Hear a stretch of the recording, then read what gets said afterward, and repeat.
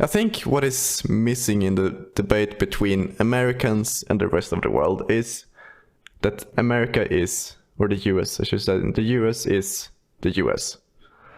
Yeah. And it has the history of US. It doesn't have the history of any country in Europe, in Scandinavia, in Africa, in Asia.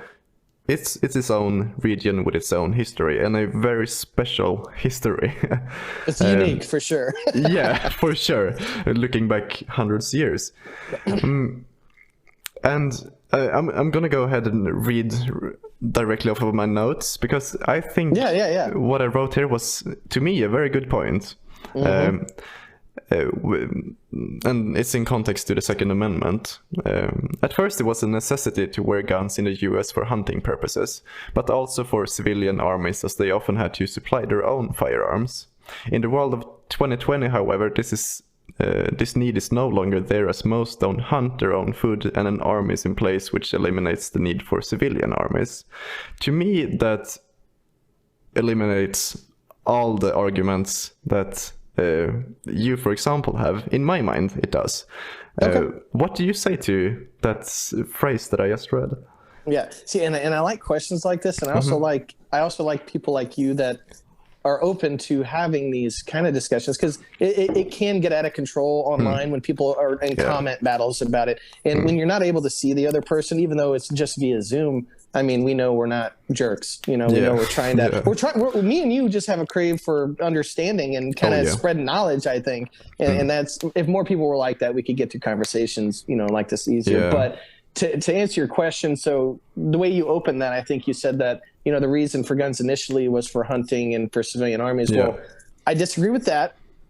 So whenever the Constitution was written, they realized, our forefathers in the U.S. realized, hey, the only reason we were even able to get to this point is to even get this independence from this force with the largest navy in the world, largest army. I mean, they almost took over half the world at one point, and a couple colonies were able to hold them off. And the only reason was because of firepower. And I think our forefathers knew that, and they said, hey, let's never get in another position like this again.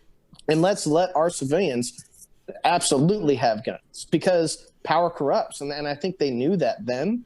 And with us having it's 2020 now, or 2021, and yes, we have, infrastructures better made, and we have our own standing army and all that.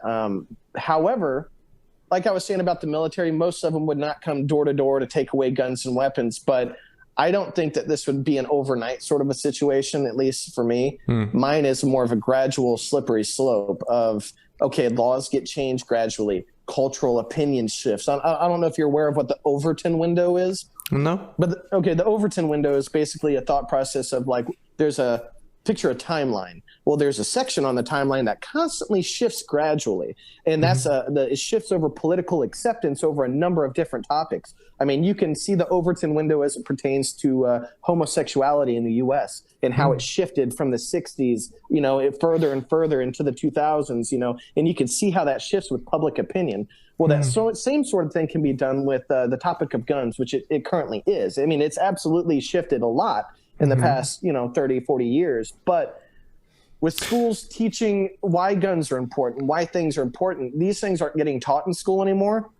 And I love our military. I'm glad that we have basically this safety belt of this giant military that protects us from outside forces, but over time, that culture in the military that I was talking about that wouldn't go door to door, that culture can be shifted over time with that Overton window into a regime or a type of government that is capable of treading on civilians. Yeah. So I'm not willing to... Sorry to interrupt. What was it called? The Overton window.